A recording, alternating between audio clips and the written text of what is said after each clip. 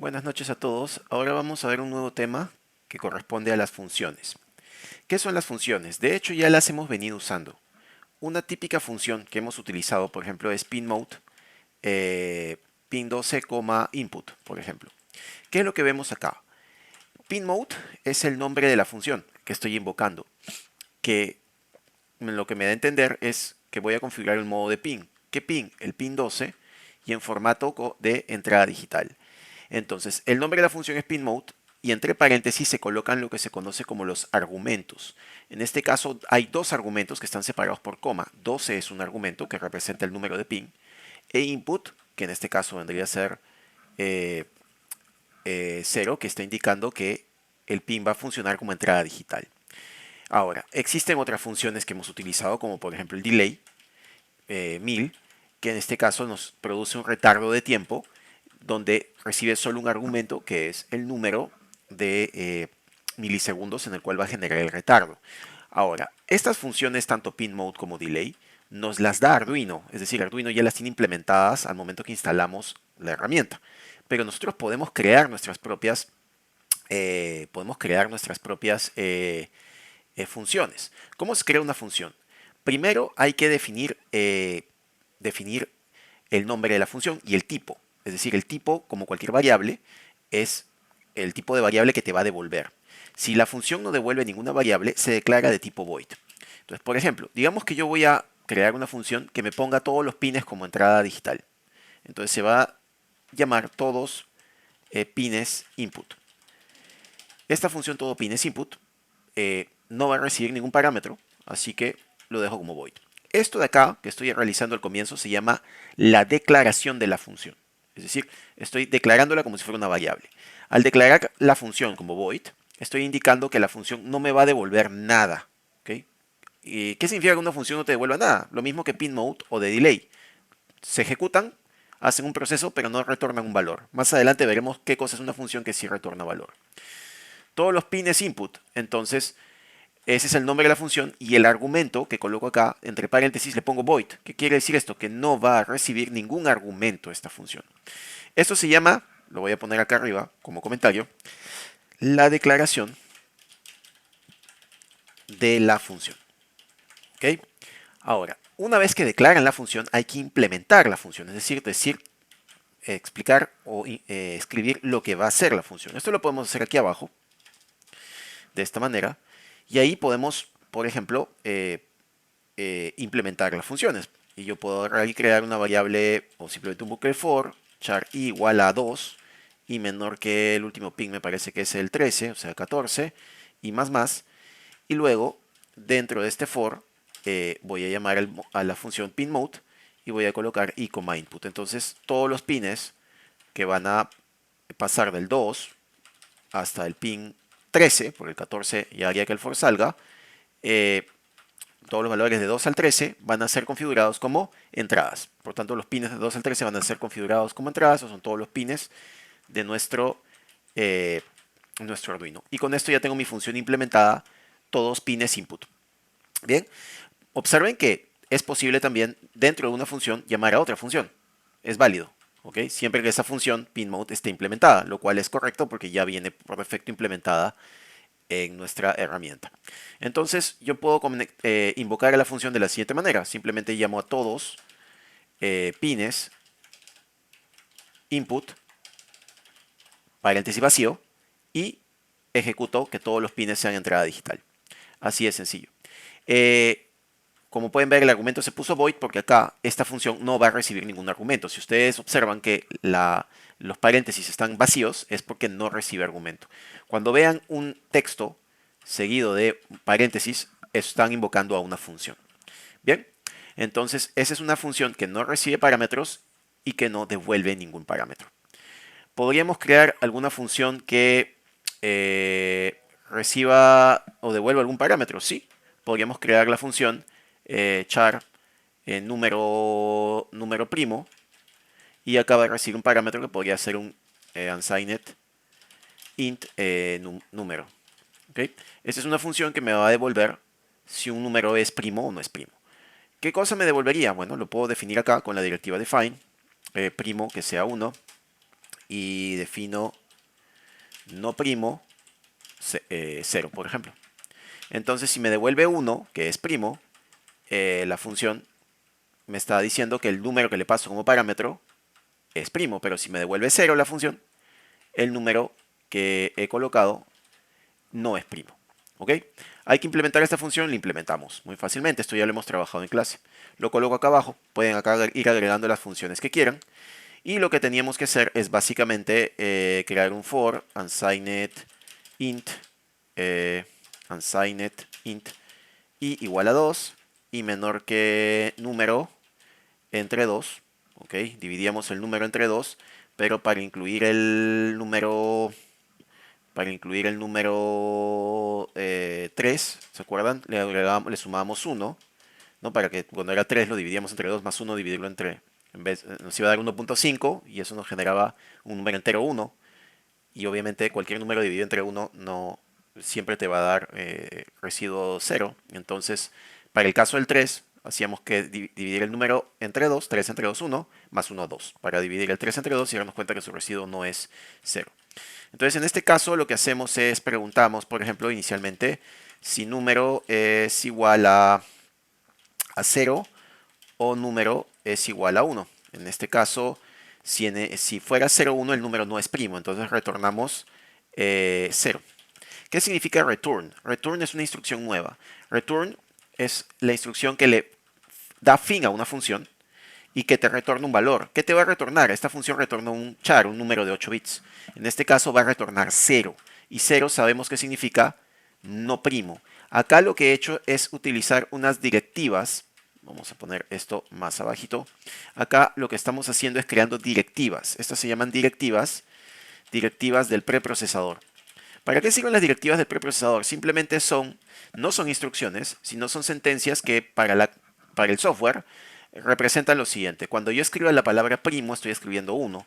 Y cuando escriba la palabra no primo, estoy escribiendo 0.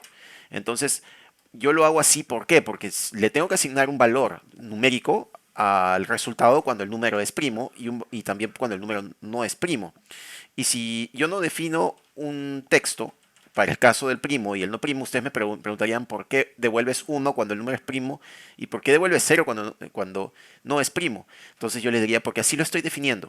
O sea, en realidad podría haber definido cualquier otro valor, 2 o 3. ¿Ok? Entonces, en ese caso, acá ya, si hago los cambios, no retorno 0, sino retorno que el número no es primo, o sea, no primo. Ya no me interesa qué número es, simplemente el texto no primo. En este caso estaría retornando el 3. Bien, ahora, en caso contrario, el número sea igual a 2, entendíamos que el número 2 sí es primo, entonces retorno primo. Bien, y finalmente el número else sería de 3 en adelante, un número mayor a 3.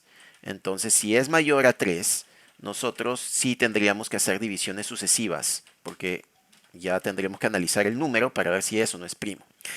Bien, entonces, ¿qué pasa con un número mayor que 3? Lo tenemos que dividir entre 2 hasta su mitad más 1. Lo que vamos a preguntar es si el número dividido entre i tiene residuo 0, entonces retorno no primo, porque si es divisible entre un valor de 2 a su mitad, no va a ser primo.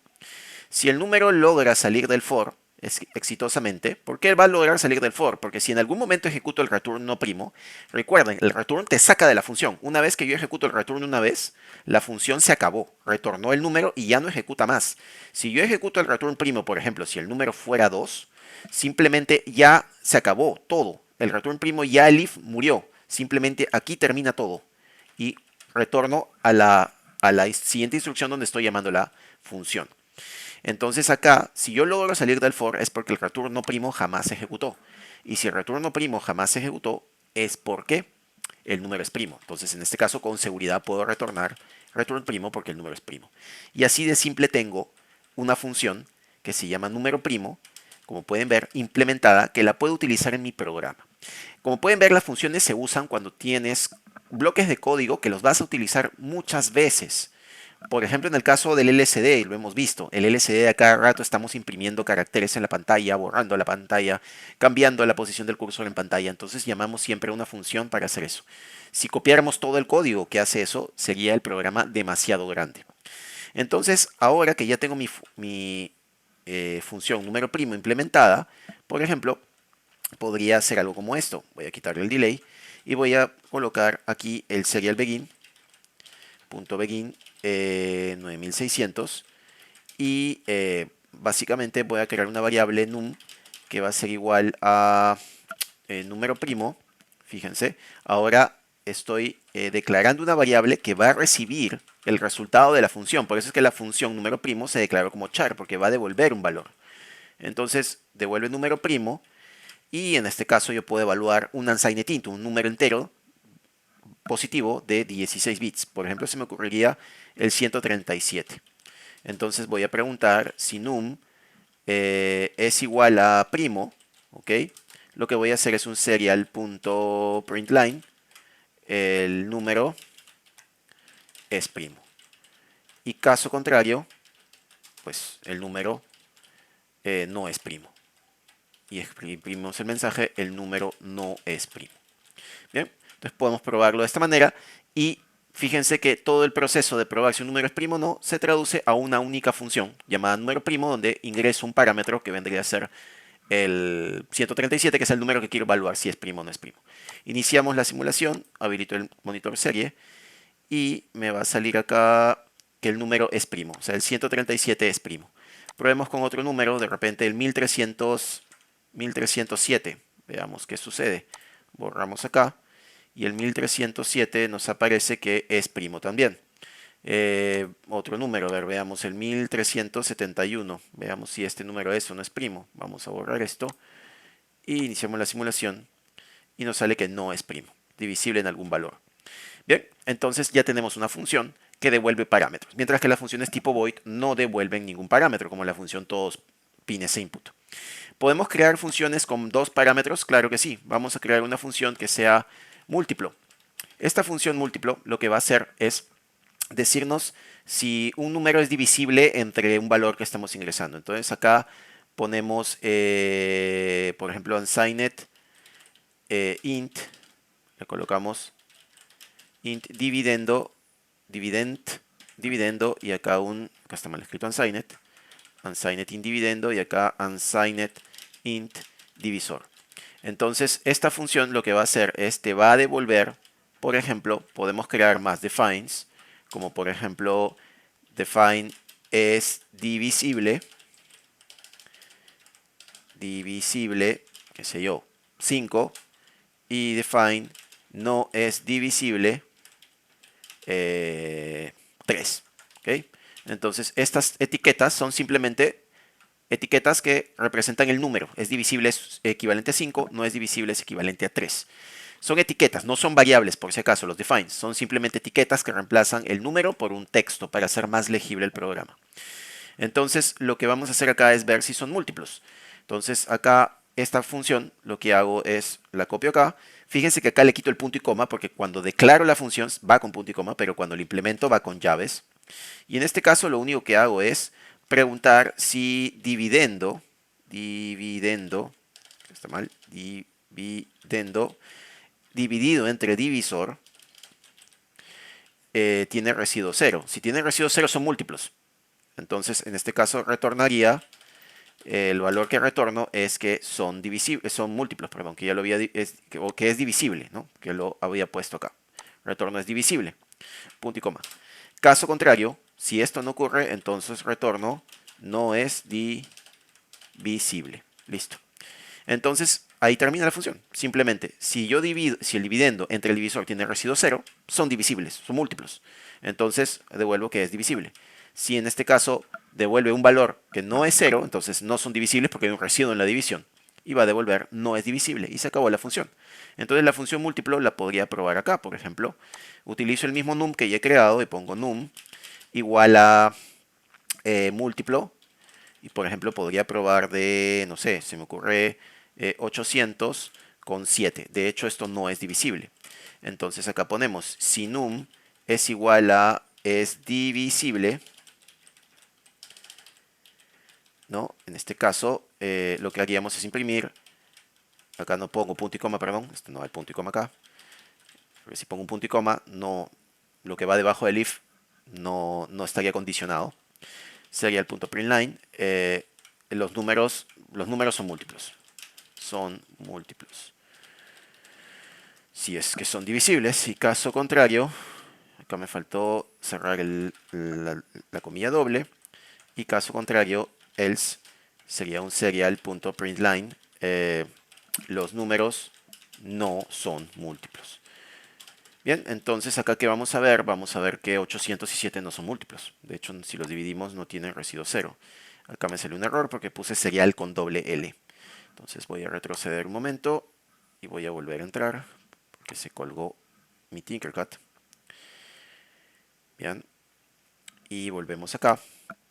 Entramos aquí y nuevamente quito acá una L y volvemos a imprimir esto y entramos al monitor aquí. Entonces me dice el número no es primo, bueno, el 1371 no era primo y los números no son múltiples. Claro, 807 no son múltiplos.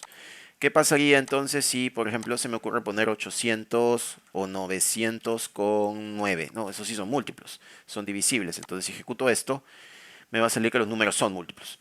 Bien, entonces esas son las funciones. Las funciones se usan mucho y se diseñan, se crean y se comparten entre programadores. ¿Para qué te sirve la función? Para agilizar la programación, para hacértelo más fácil, para simplificar, para hacer el programa más legible, porque si lo trabajas con funciones se vuelve mucho más amigable. Bien, ahora me pidieron que repasara un poco el tema del LCD. Bien, vamos a hacer un repaso del LCD para que lo entiendan. El LCD o la pantalla alfanumérica es una pantalla basada en un cristal líquido, ¿okay? Que cuando le aplican un voltaje, los cristales se alinean, absorben luz y se empiezan a observar formas en la pantalla. Dentro del LCD, de esta pantalla que ven acá, ya hay un controlador, hay un microcontrolador que se encarga de controlar y mostrar los textos que se deben presentar en la pantalla. Ahora, los textos que va a presentar este controlador dependen de unos comandos que le tiene que enviar el microcontrolador del Arduino Uno, ¿okay? Que ustedes lo van a programar. Esos comandos se mandan en código ASCII. Ustedes mandan unos comandos de configuración y eso hace que la pantalla comience a mostrar textos. Bien, entonces, ¿cómo es que debemos conectar la pantalla? Un poco para entenderlo. La pantalla tiene básicamente su bus de comunicación. El pin 1, que es GND, tienen que ponerlo a tierra, 0 voltios. Y el pin 2, que es 5 voltios. Si lo conectan al revés, en Tinkercad no pasa nada, pero en la vida real, con el LCD de verdad, lo van a quemar. El BO es el pin de contraste. Este va conectado a un potenciómetro que está puesto entre 5 voltios y tierra. El punto medio del potenciómetro, de acuerdo al movimiento de la perilla, va a regular un voltaje, obviamente de 0,5 voltios, pero más o menos entre 0,4 voltios y 0,7 voltios está la zona visible del contraste. ¿Qué significa contraste? Que la letra que van a ver en la pantalla sea más nítida o más tenue. Con eso lo regulan. Y eso depende de los gustos de cada uno. Bien, lo que deben evitar es poner el potenciómetro a 0 voltios, es decir, poner el B0, el pin de contraste en 0 voltios, porque si lo ponen en 0 voltios de forma directa, se puede quemar la pantalla por exceso de contraste. Si lo ponen por encima de los 0,7 voltios, el voltaje del pin B0, el contraste va a ser tan tenue que van a ver la pantalla sin dígitos, o sea, no van a poder observar ningún carácter. Bien, el pin RS que está al costado, selector de registro, es el pin que sirve para definir si la pantalla va a ser configurada o va a ser escrita o leída. ¿Qué quiere decir configurada? La configuración es básicamente un comando que se le envía a la pantalla, por ejemplo, para apagar el cursor, para borrar la pantalla, para, para decirle que se ponga en modo standby. Esos son comandos. El dato significa que ustedes le van a mandar un carácter que se imprime en una posición específica de la pantalla, que ya saben que tiene 16 columnas por 2 filas. Entonces el pin RS es para eso, es un bit que selecciona entre el modo configuración o el modo envío de datos. El pin read-write es el de lectura-escritura. La pantalla puede funcionar como lectura y como escritura. ¿Qué quiere decir como lectura? Que le pueden leer los caracteres que están escritos en la pantalla. Pero normalmente no hacemos eso. O sea, se supone que los caracteres que se aparecen en la pantalla los ha enviado el Arduino. Entonces no vas a pedir leerlos nuevamente. lo que hacemos normalmente es escribir en la pantalla, ¿ok? Que es graficar textos en la pantalla. Y para eso el read-write lo ponemos directamente a tierra. Si lo ponemos directamente a tierra, solamente vamos a escribir en la pantalla, no vamos a poder leerla. Y el pin enable es un pin donde se manda un voltaje en un pequeño lapso de tiempo de 450 nanosegundos mínimo para que se active la transferencia de datos del Arduino hacia el LCD. El LCD tiene un bus de datos del DB0 al DB7 de 8 bits, pero que ustedes lo pueden trabajar como bus de datos de 4 bits. ¿Qué significa eso? Que cada vez que escriben un carácter, por ejemplo la letra A en una posición de la pantalla, la A usa 8 bits, pero el carácter ASCII tiene 8 bits, pero en vez de enviar los 8 bits de un porrazo, envían 4, mandan un pulso de enable y luego mandan los siguientes 4 bits por el puerto, por el bus de datos del LCD. Es un poco más lento, sí, pero el proceso de escritura es más lento, pero se ahorran 4 cables. ¿Ven? Como pueden ver acá, del DB0 al DB3 no hay conexiones, entonces se están ahorrando conexiones que, si pueden ver, en nuestro Arduino no nos sobran. Luego el LED, los pines LED ánodo y LED cátodo son donde se conecta un LED que está incrustado en el acrílico que está en la parte posterior de la pantalla, que genera una luz de fondo. Entonces, si ustedes no conectan el LED, simplemente la pantalla se va a encender sin luz de fondo y van a necesitar luz para ver, la luz externa para ver el texto. Si ustedes le conectan el LED de fondo, van a poder visualizar el texto con luz o sin luz, o sea, en ambientes oscuros o iluminados, van a poder visualizar correctamente el texto porque el texto va a estar siempre iluminado internamente. El LED normal, acá que donde dice ánodo se manda 5 voltios y donde dice cátodo se manda tierra con una resistencia en serie. En Tinkercad se suele usar una resistencia en serie de 220 ohmios porque si no te va a parecer que estás quemando el LED del LCD, pero en la práctica, en la vida real, con el LCD que ustedes compren, lo pueden conectar sin resistencia directamente a tierra y va a prender bien, no va a haber ningún problema, no se va a quemar el LED, les va a funcionar porque internamente ya tiene una resistencia. Bien, entonces eso es. ¿Cómo funciona el LCD? Pues es de la siguiente manera. Para usar el LCD, lo que nosotros vamos a trabajar es una librería. Voy a empezar desde cero, voy a eliminar todo lo que hemos hecho. Me voy a quedar solamente con la función setup y voy a eliminar las funciones que están acá. Y vamos a usar una librería. La ventaja de una librería es que te carga ya funciones prediseñadas, como en el LCD. En nuestro caso usamos la librería Liquid Crystal, que está acá.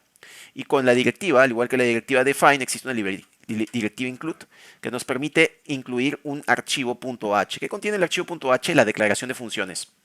¿Okay? Contiene declaración de funciones, que son las funciones que vamos a utilizar, que están asociadas en este caso a todo lo que es el LCD.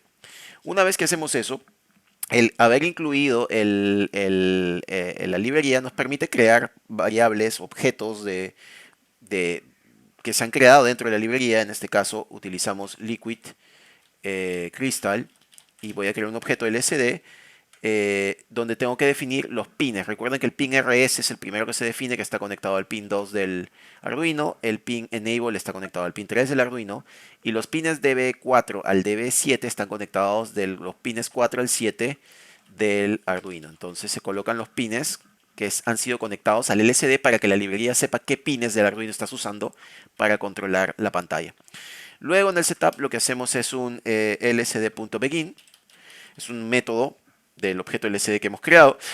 Método es una función, pero que pertenece a una clase. Y en este caso se le coloca 16,2, que serían 16 columnas por 2 filas. Bien, luego de eso podemos utilizar otra función de LCD, otro método, que sería el setCursor, que podríamos poner el cursor en la columna 3, fila 1. Recuerden que la fila 1 es el 0. Esta es columna 3, pero en realidad es la cuarta columna porque la columna empieza en 0. O sea, recuerden que el LCD tiene 16 columnas. Tiene 16 columnas, pero la primera columna tiene la posición 0. Entonces, si yo defino en la columna 3, en realidad estoy hablando de la cuarta columna. Y una vez que tengo esto, puedo imprimir un mensaje como LCD print hola. ¿No? Imprimo el mensaje hola. Hola va a aparecer en la columna 3, o sea, en realidad en la cuarta columna, el O en la quinta columna, la L en la sexta columna y la A en la séptima columna. ¿Qué es lo que tengo que tener en cuenta? Que la pantalla tiene un ancho de 16 columnas, entonces el mensaje no puede tener más de 16 caracteres, pero si estoy empezando en la cuarta columna no puede tener más de 12 caracteres, porque estoy dejando en realidad 3 espacios en blanco. 3, porque del 0 al 2 son 3. Y voy a comenzar escribiendo la H en la cuarta posición. ¿Ok? Entonces acá podríamos poner hola a todos y tendría que ver que esto no tenga más de 12. 1, 2, 3, 4, 5, 6, 7, 8, 9, 10, 11, 12. Esto posiblemente no entre. Si lo ejecutamos acá, bueno, si salió, sí, porque esta es la columna, veamos, la O está en la columna 4, perdón, la H en la 4, 5, 6, 7, 8, 9, 10, 11, 12, 13, 14, 15. Perfecto, la S está en la 15. De hecho, tienes la columna 16 que no la estás usando. O sea, ahí no hay ningún problema. Pero dense cuenta que hay que tomar en cuenta que no podemos imprimir más de 16 caracteres por columna. Si queremos cambiar de fila, lo que tenemos que hacer es simplemente colocar acá lsd.setCursor 0,1. En este caso, este 0 indica la columna 0, la primera columna, y 1, 2, 3 o 4, o sea, cualquier número que no sea 0, te va a indicar que te vas a ir a la segunda fila. ¿Ok? Entonces, si acá coloco lsd print, aprendiendo microcontroladores, fíjense, esto tiene 1, 2, 3, 4, 5, 6, 7, 8, 9, 10, 11, 12, 13, 14.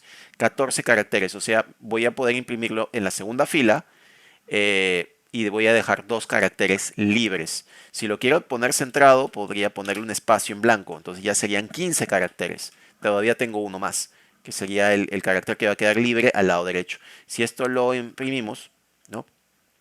Pueden ver que la A de aprendiendo, que está en la segunda fila, deja un carácter en blanco a la izquierda, y la C de microcontroladores, que también deja un carácter en blanco a la derecha. ¿Por qué? Porque aprendiendo UC o aprendiendo microcontroladores contiene 14 caracteres y yo puedo mostrar 16. Entonces lo he centrado de esa manera.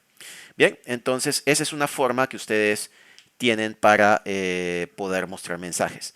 Ahora, si ustedes quisieran mostrar un mensaje o algo que está avanzando en la pantalla, por ejemplo, quisieran ir moviendo un carácter de un punto a otro, lo que tienen que hacer es borrarlo previamente. Entonces acá vamos a hacer un retardo de tiempo de 2 segundos y voy a poner un lsd.clear. Entonces supongamos que yo quiero que la letra A avance de izquierda a derecha, eh, avance de izquierda a derecha en la fila 1, por ejemplo. Quiero que avance de izquierda a derecha en la fila 1 y, que avance solamente la letra A, lo voy a moverse de izquierda a derecha. Entonces vamos a comenzar con eso. Lo primero que podríamos hacer es poner el cursor o crear una variable para la posición, que le voy a llamar charPos, y lo voy a colocar en la columna 0, o si quieren, para hacerlo más entendible, col sería la posición de la columna. Entonces, cuando yo borro acá el lsd clear, entro directamente al loop, que es el bucle iterativo, y acá le voy a poner un lsd.setCursor y le voy a poner col, 0, es decir, me voy a posicionar en la columna col, que sería 0, y en la fila 1. Bien, y voy a imprimir acá un lsd print, una letra A, el ASCII de la A. Bien, imprimo el ASCII de la A y se los voy a mostrar por medio segundo, por ejemplo. Una vez que imprimo esto, vamos a verlo. Lo ponemos acá. Hola a todos, aprendiendo el microcontrolador. Vamos a observar una letra A que está fija en la primera columna. Usted dice, ¿por qué está fija en la primera columna? Fíjense, el lazo iterativo loop se está ejecutando constantemente. Todo el tiempo lo que estoy haciendo es colocar el cursor en la columna 0, fila 1. Imprimo en esa posición la letra A o el ASCII de la A y luego espero medio segundo. Eso lo repito, vuelvo a poner el cursor en la columna 0, fila 1, imprimo la esquiela y espero medio segundo. Quiere decir que cada medio segundo estoy reemplazando la A por otra A. No me doy cuenta del cambio porque obviamente estoy escribiendo el mismo carácter. ¿Okay? Entonces, vamos a hacer lo siguiente. Queremos que la A avance hacia la derecha. Entonces, para que avance hacia la derecha, lo que yo debo hacer es, después de medio segundo, debería yo incrementar el call. ¿Ok? Incremento el call y luego coloco y luego puedo poner el set cursor en call, 0 y luego imprimo la letra A, como pueden ver acá. Entonces lo que estoy haciendo acá es incrementar la columna. Fíjense, incremento la columna y ahora vuelvo a imprimir la columna, o bueno, o simplemente esto ya no tendría que ponerlo. Lo dejo ahí, incremento la columna y al incrementar la columna Ahora voy a apuntar a otra posición de la columna, a la posición 1, y voy a imprimir una A, y después de medio segundo incremento la columna a la columna 2 y voy a imprimir una A. Fíjense qué pasa si hago esto. Si hago eso, miren la fila 1, van a observar que las A's se están acumulando. ¿Por qué? Porque efectivamente estoy desplazando las letras A's, pero no estoy borrando el rastro que estoy dejando. ¿Se dan cuenta? Y en algún momento, como estoy imprimiendo una maratón, o muchas, perdón, muchas letras A's, va a aparecer en la segunda fila. Después de un ratazo va a aparecer en la segunda fila y va a empezar va a llenar la segunda fila de A's como lo están viendo ahora. Y eso no es lo que se quiere que la A avance izquierda a derecha constantemente. Entonces lo que tenemos que hacer es acotar esto. Lo primero que tenemos que darnos cuenta es que antes de mostrar la siguiente letra A, me tengo que posicionar en la misma posición donde estaba la letra A y le tengo que imprimir un carácter espacio en blanco. O sea, le chanco la A con un espacio en blanco. O sea, en otras palabras, borro la A.